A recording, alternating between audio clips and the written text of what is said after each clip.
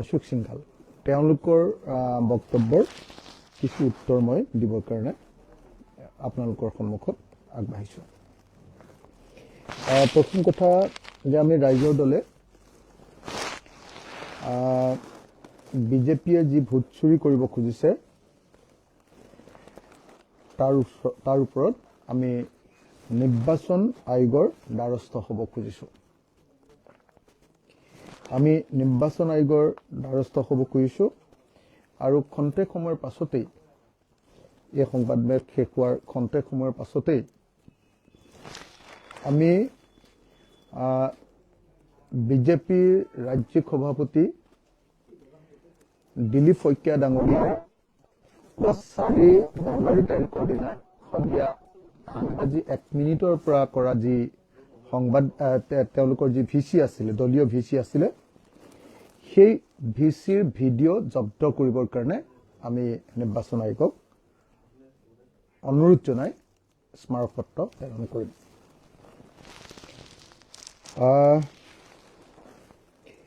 মই আকৌ এবাৰ ৰিপিট কৰি লৈছোঁ যে যোৱা 4 তাৰিখৰ দিনা বিজেপিৰ ৰাজ্যিক সভাপতিয়ে অসমৰ বহু সংখ্যক মন্ত্ৰী, বিজেপি দলৰ MLA, জিলা সভাপতি তেওঁলোকৰ আৰু তেওঁলোকৰ BLA1ৰ লগত তেওঁলোকে ভিডিঅ' কনফাৰেন্স কৰিছিলে আৰু সেই ভিডিঅ' কনফাৰেন্স মই সম্পূৰ্ণৰূপে শুনি থাকিবলৈ সুযোগ লাভ কৰিছিলোঁ। মই 4 জানুৱাৰী তাৰিখৰ দিনা বিজেপিৰ উজনি অসমৰ এজন ডাঙৰ নেতাৰ লগত 7:30 বজাৰ পৰা বহি আছিলোঁ। তেখেতৰ লগত একেলগতে চাহ খাইছিলোঁ আৰু ৰাতিৰ আহাৰো গ্ৰহণ কৰি আছিলোঁ আৰু ৰাতিৰ আহাৰ গ্ৰহণ কৰি থকাৰ সময়তে দিলীপ শইকীয়া ডাঙৰীয়াৰ গোটেই ভিডিঅ' কনফাৰেন্সটো মই সম্পূৰ্ণৰূপে শুনিবলৈ পাইছিলোঁ। দিলীপ শইকীয়া ডাঙৰীয়াই যেতিয়া কথাখিনি কৈ আছিলে মোৰ এনেকুৱা লাগিছিলে যে মোৰ কাণখনক মই বিশ্বাস কৰিম নে নকৰিম এনেকুৱা লাগিছিলে। তেখেতে অতি স্পষ্ট ভাষাৰে কৈছিলে যে মন্ত্ৰী অশোক সিংঘালক 60টা বিধানসভা সমষ্টিৰ ভোটাৰ তালিকা বদলাই দিবৰ কাৰণে, ভোটাৰৰ নাম কৰ্তন বা ভোটাৰৰ নাম সোমোৱাবৰ কাৰণে দায়িত্ব দিয়া হৈছে আৰু অশোক সিংঘালে সেই কামটো নীৰৱে কৰি আছে বুলি তেখেতে তাত ঘোষণা কৰিছিল। তাৰ পাছত তেখেতে বিধায়কবিলাকক আৰু জিলা সভাপতিবিলাকক গালি দিছিলে যে তোমালোকে এছআৰটোক, শব্দটো এছআৰ বুলিয়ে কৈছে, এছআৰক কিয় তোমালোকে গুৰুত্ব দি লোৱা নাই। অহা 12 তাৰিখৰ ভিতৰত যিবিলাক বুথ কমিটিত বিজেপিক ভোট নিদিয়ে সেই বুথ কমিটিবিলাকৰ ভোট নিদিয়া ভোটাৰ তালিকাবিলাক 12 তাৰিখৰ ভিতৰত জমা দিব লাগিব বুলি তেওঁ কঠোৰ নিৰ্দেশ জাৰি কৰিছিলে।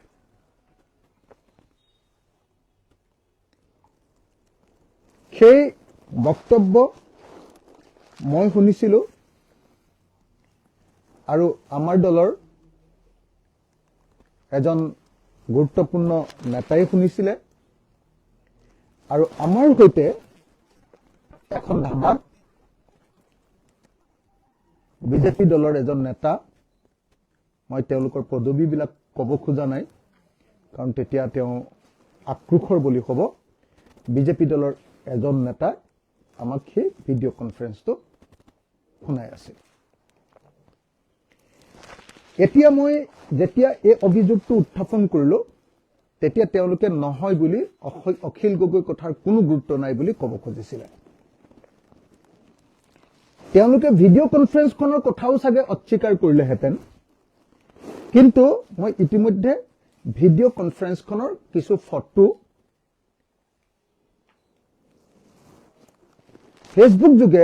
ফেচবুকত পোষ্ট কৰি দিয়াৰ কাৰণে তেওঁলোকে সেই সময়ত যে ভিডিঅ' কনফাৰেন্স হৈছিলে সেইটো অস্বীকাৰ কৰিব নোৱাৰিলে। কিন্তু তেওঁলোকে এতিয়া অস্বীকাৰ কৰি আছে যে অখিল গগৈ যি অভিযোগ আনিছে সেই অভিযোগ সত্য নহয়। তেখেতসকলে এতিয়া কৈ আছে যে অখিল গগৈয়ে পাতল কথা কয়, মুখ্যমন্ত্ৰীয়ে কৈছে যে অখিল গগৈয়ে এণ্টাৰটেইনমেণ্টহে দিয়ে, তেওঁ চিৰিয়াছ কথা নকয়। পীযুষ হাজৰিকাই কৈছে যে অখিল গগৈ কথা বদলি থাকে, আৰু দিলীপ শইকীয়া ডাঙৰীয়ায়ো আমাৰ এই যিটো দাবী উত্থাপন কৰিছো সেই দাবীটোৰ 5 পইচাও মূল্য নাই বুলি কৈছে। সেইকাৰণে মই কালিও দাবী উত্থাপন কৰিছিলো, আজিও দাবী উত্থাপন কৰিছিলো যে দিলীপ শইকীয়া ডাঙৰীয়াৰ সেই ভিডিঅ' কনফাৰেন্সখনৰ যিটো ভিডিঅ' সেই ভিডিঅ'টো তেওঁলোকে ৰাজহুৱা কৰক। কিন্তু সেই বিষয়টো তেওঁলোকে সোমাব খোজা নাই। আপোনালোকে নিশ্চয় লক্ষ্য কৰিছিলে যে আজি দিলীপ শইকীয়া ডাঙৰীয়াই সংবাদ মেলত যেতিয়া সেই প্ৰশ্নবিলাকৰ উত্তৰ দি আছিলে তেওঁ সাংঘাতিক ধৰণে থতমত খাইছে, তেওঁ মাজে মাজে ৰৈ গৈছে। মই নিজে ভিডিঅ'টো ক্লোজলি চাইছো, তেওঁৰ বডি লেংগুৱেজত তেওঁ যে ধৰা পৰি গলো এই কথাটো উপলব্ধি কৰিছে।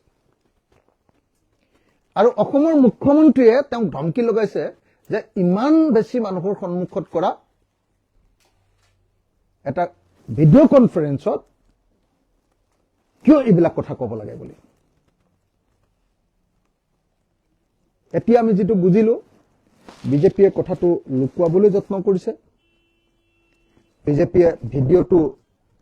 ৰাজহুৱা কৰিবৰ কাৰণে আমি কৰা চেলেঞ্জ বা আমি কৰা মুকলি প্ৰত্যাহ্বানক তেওঁলোকে গ্ৰহণ কৰিব খোজা নাই। তেওঁলোকে পলাবলৈ যত্ন কৰিছে, তেওঁলোকে দৌৰি পলাবলৈ যত্ন কৰিছে, আৰু যি অভিযোগ কৰিছো সেই অভিযোগকাৰীৰ বদনাম আনিবৰ কাৰণে চেষ্টা কৰিছে, তেওঁৰ ভাৱমূৰ্তি ম্লান কৰিবৰ কাৰণে, ভাৱমূৰ্তি নষ্ট কৰিবৰ কাৰণে চেষ্টা কৰিছে। সেইকাৰণে আমি ৰাইজৰ দলে সিদ্ধান্ত গ্ৰহণ কৰিছো যে আমি আজিয়ে ইলেকশ্যন কমিশ্যন অফ ইণ্ডিয়াক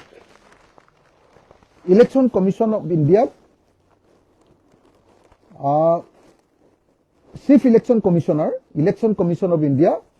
তেখেতক আমি formal complaint regarding the allegation conspiracy to illegally delete 10,000 opposition votes per constituency in Assam ahead of 2026 assembly election বুলি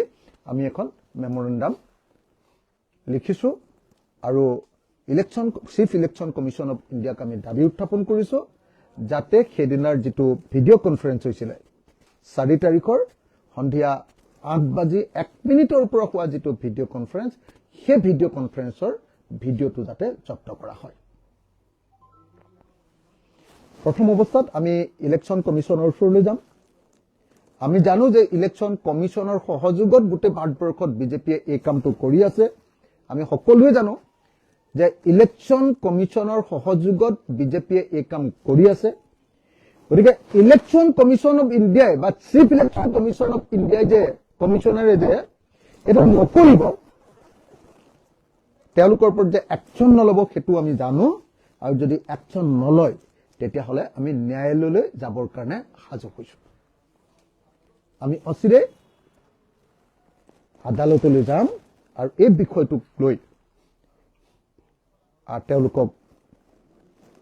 তেওঁলোকক আমি প্ৰত্যাহ্বান জনাম আদালতত।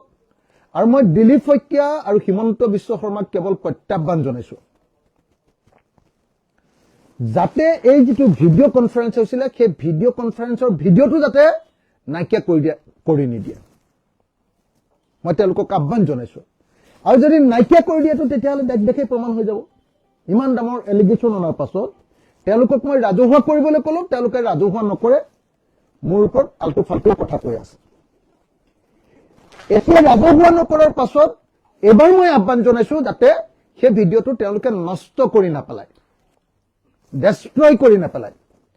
কাৰণ আমি ইলেকশ্যন কমিশ্যন অফ ইণ্ডিয়াক সেই ভিডিঅ'টো জব্দ কৰিবৰ কাৰণে ইমিডিয়েটলি আমি মেমৰেণ্ডাম দিম আজিয়ে, আৰু যদি ইলেকশ্যন কমিশ্যন অফ ইণ্ডিয়াই এইটো ব্যৱস্থা গ্ৰহণ নকৰে তেতিয়াহ'লে অচিৰেই আমি ন্যায়ালয়ৰ দ্বাৰস্থ হ'বৰ কাৰণে সিদ্ধান্ত গ্ৰহণ কৰিছো আৰু সেইকাৰণে মই অসমৰ মুখ্যমন্ত্ৰী আৰু বিজেপিৰ সভাপতিক প্ৰত্যাহ্বান জনাই কৈছো যে আপোনালোকে এতিয়া যাতে হিমন্ত বিশ্ব শৰ্মাই যেনেকৈ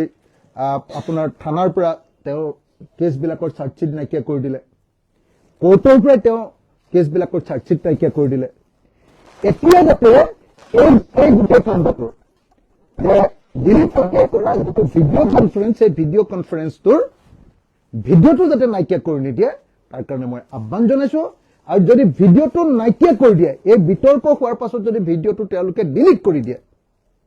উদ্ধাৰ কৰাৰো ব্যৱস্থা আছে কিন্তু আমি চৰকাৰে নকৰিলেতো সেইটো আমি কৰিব নোৱাৰিম তো গতিকে যদি ডিলিট কৰি নিদিয়ে তাৰ কাৰণে মই আহ্বান জনাইছো আৰু ডিলিট কৰি দিলে আমি বুজি পাম যে আচলতে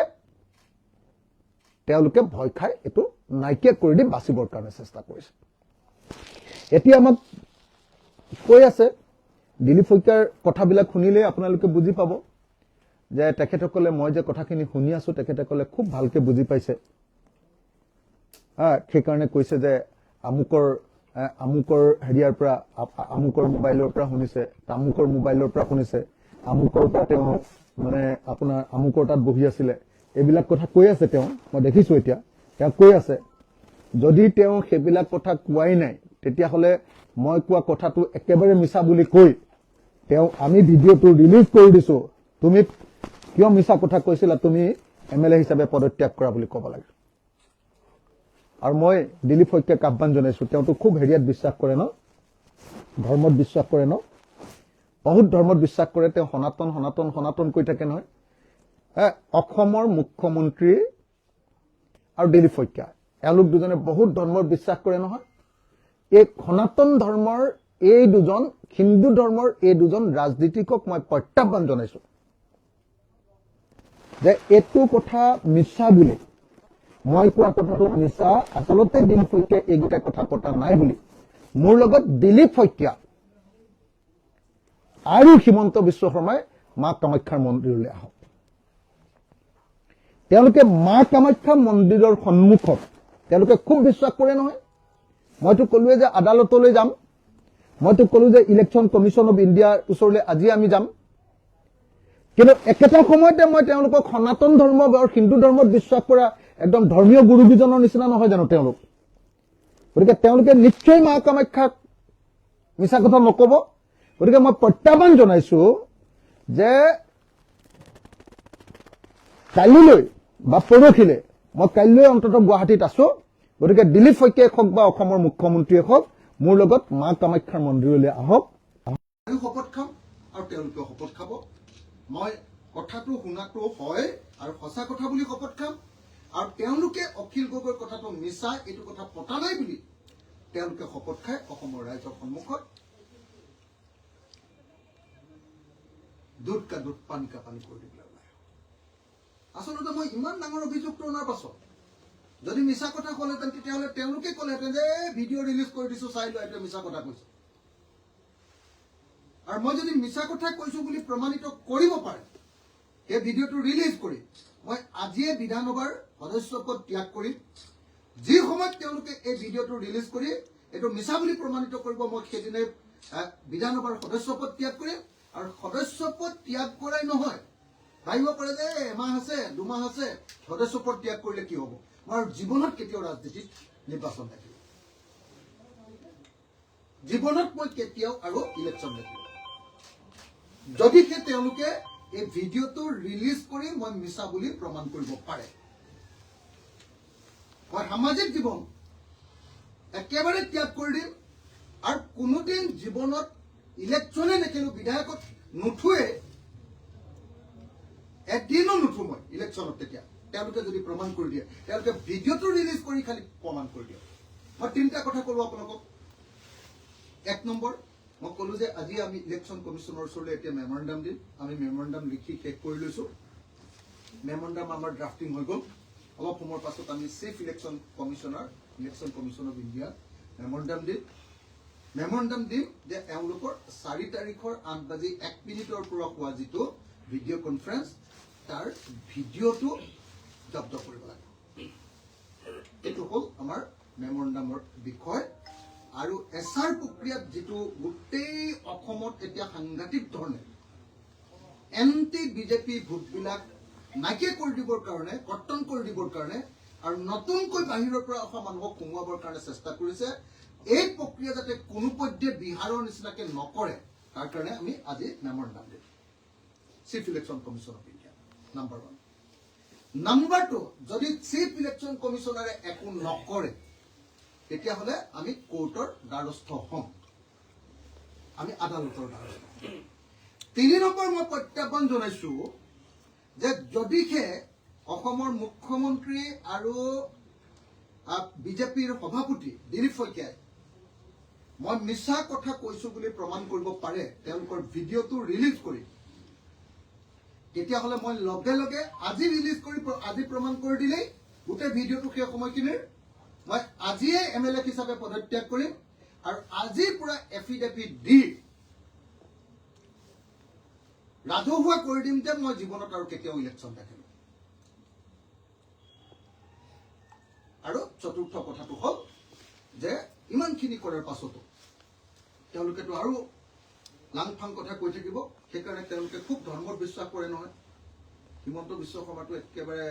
পাণ্ডাজনৰ নিচিনাই হেৰি পিন্ধি থাকে, ড্ৰেছ পিন্ধি থাকে, খুব ধৰ্মত বিশ্বাস কৰে। তেওঁলোক সনাতন ধৰ্মৰ হিন্দুত্ববাদী নহয়। গতিকে মা কামাখ্যাৰ মন্দিৰলৈ যাওঁ কাইলৈ, অসমৰ মুখ্যমন্ত্ৰী ওলাওক, যিকোনো সময়ত মই ৰাজহুৱাকে প্ৰত্যাহ্বান জনাইছো। আৰু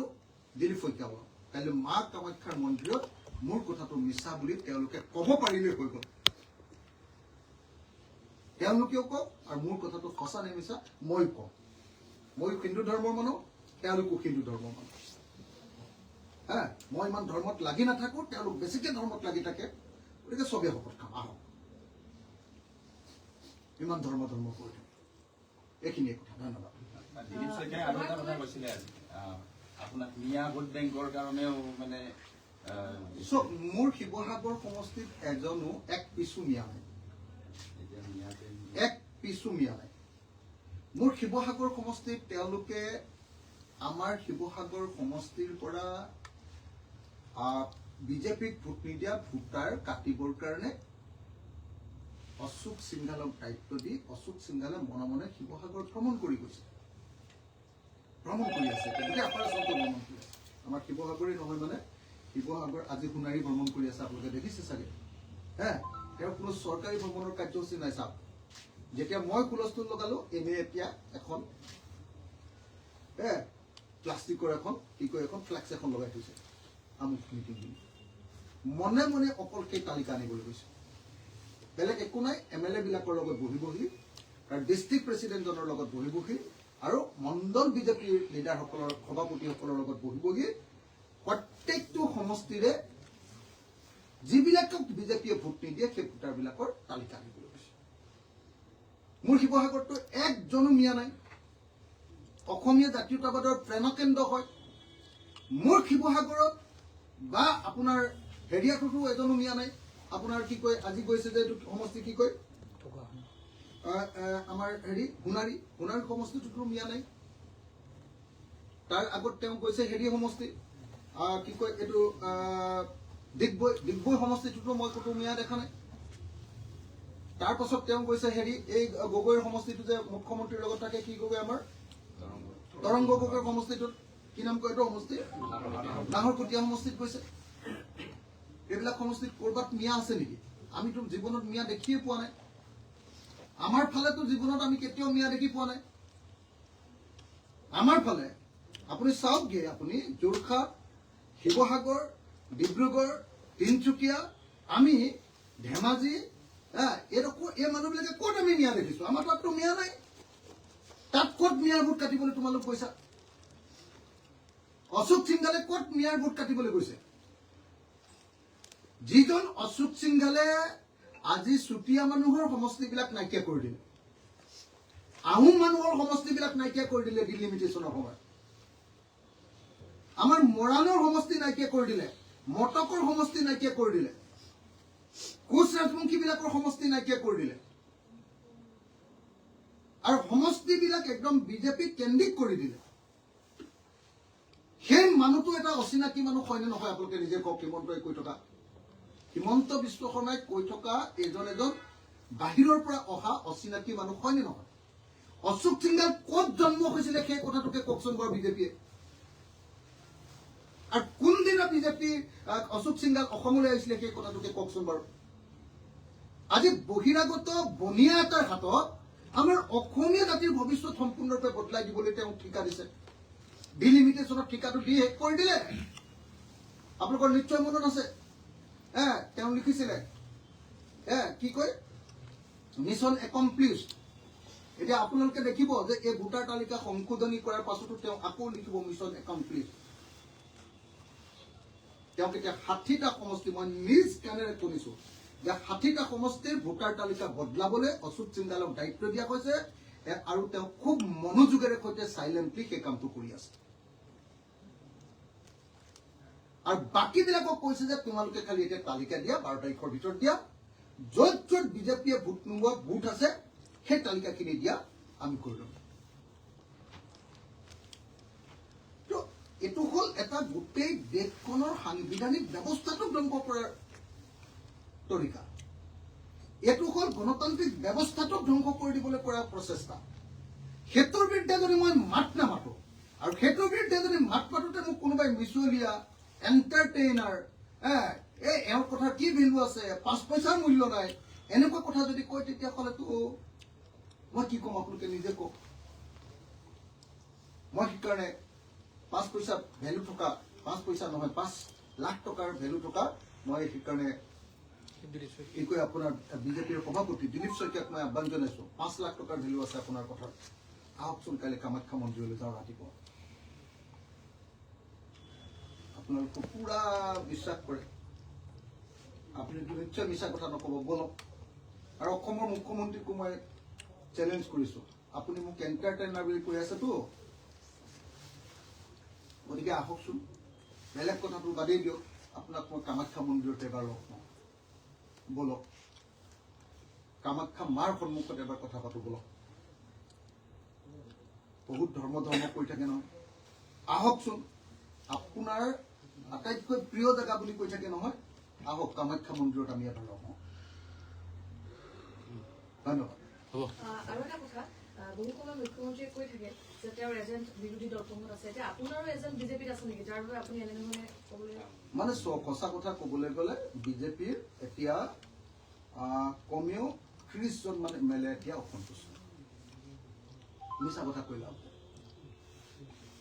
আৰু ডেফিনেটলি সেই 30 জন এমএলএৰ ভিতৰত যথেষ্ট সংখ্যক কেইবাজনো এমএলএ আমাৰ লগত যোগাযোগত আছে এনেটো কৈ থাকি লাভ নাই আৰু লোকদাক কৰি থাকি লাভ নাই বোধহয় কেইজনমান এমএলএ আমাৰ দলত যোগদান নকৰিলে নিৰ্বাচনৰ আগে আগে গতিকে মই আপোনালোকক কৈছো যে এতিয়া বিজেপিৰ ভিতৰৰ খবৰ আমি সেইকাৰণে ভালকে পাই থাকোঁ এইটো লোকদাক কৰি লাভ নাই মই এইবিলাকত সোমাব নোখোজো বেছিকে ডাঙৰ পলিটিকেল মিটিং দিছে আপুনি যদি বিজেপিৰ সিটিং এমএলএ ৰাইজৰ দলত যোগদান কৰে মানে ইচ্ছা কৰিলে মই এসপ্তাহৰ ভিতৰত জইন কৰাই দিব পাৰো কিন্তু সেইটো হলেতো মানুহটোক বৰবাদ কৰি দিব সেই মানুহজনকটো বৰবাদ কৰি দিব আজিৰ দিনটোত আপোনালোকে খবৰ লওক অতি কমেও হিমন্ত বিশ্ব শৰ্মা আৰু দিলীপ শইকীয়াৰ ওপৰত অতি কমেও 30 জন বিজেপিৰ এমএলএ অসন্তুষ্ট 30 জন বিজেপিৰ এমএলএ অসন্তুষ্ট আৰু তেনেকুৱা অসন্তুষ্ট এমএলএ বিলাকৰ ভিতৰত কেইবাজনেও মই আপোনালোকক সংখ্যাটো নকওঁ কেইবাজনেও আমাৰ লগত যোগাযোগত আছে আৰু বোধহয় আমি তেওঁলোকক চিটো দিম এজন দুজনক সেইটো আপোনালোকক জনাই দিম নিৰ্বাচনৰ আগে আগে অহা হ'ব ডেফিনেটলি চিট ল'বলৈ হ'লেতো নিৰ্বাচনৰ আগত আহিব এতিয়া বেছি সোনকালে কৰিলে সেই মানুহকেইটাক আকৌ কি কেছ লগাই ফচাই দিয়ে কোনো গেৰাণ্টি নাই তেওঁলোক বিজেপিক কিন্তু ভাল কাম কৰিছে আপোনালোকে ৰাইজৰ দলে ল'ব যদি মানে ভাল আপুনি সমালোচনা কৰি আপোনালোকে মানে যেতিয়া মানুহকেইজন দেখিব তাৰ পাছত আমি কথা পাতিম মানুহকেইজন আগতে চাই লওক কোনকেইজন কেইদিনমানৰ পাছততো গমেই পাই যাওক বেছি দিন নাই আৰু আমাৰ যদি চিটটো এই মাহৰ ভিতৰত কমপ্লিট হৈ যায় তেতিয়াহ'লে আহিয়ে যাব আমাৰ চিট ডিষ্ট্ৰিবিউশ্যন যদি কমপ্লিট হৈ যায় এই মাহৰ ভিতৰত যদি হৈ যায় তেতিয়াহ'লে আপুনি ধৰক এই মাহৰ শেষত বা ফেব্ৰুৱাৰী মাহৰ ফাৰ্ষ্ট উইক বিজেপিয়ে ডিলিমিটেশ্যনৰ পিছত এবাৰ যিটো নতুনকৈ পন্থা লৈছে আপুনি কোৱাৰ দৰে বিশেষকৈ এটা সমষ্টিক লৈ ইতিমধ্যে কংগ্ৰেছে প্ৰতিবাদো কৰি আছে, বিশেষ নলবাৰীত। তাতে আপোনাৰ মই এতিয়া বৰক্ষেত্ৰীৰ বিষয়ে কথা নকওঁ, কাৰণ বৰক্ষেত্ৰীৰ বিষয়ে কথা ক'লে সিহঁতে কোনফালে পোনাব আপোনালোকে জানিছে যে মোৰ নিজৰ উজনি অসমৰ মোৰ নিজৰ সমষ্টি, মোৰ অসমৰ আটাইতকৈ মানে একেবাৰে খিলঞ্জীয়া থকা আৰু এজনো বিদেশী নথকা, এজনো মিঞা মানুহ নথকা আমাৰ উজনি অসমৰ সমষ্টিৰ কথা কৈছো যে মোৰ উজনি অসমত তেওঁলোকে এই কাম কৰিব খুজিছে। Thank U.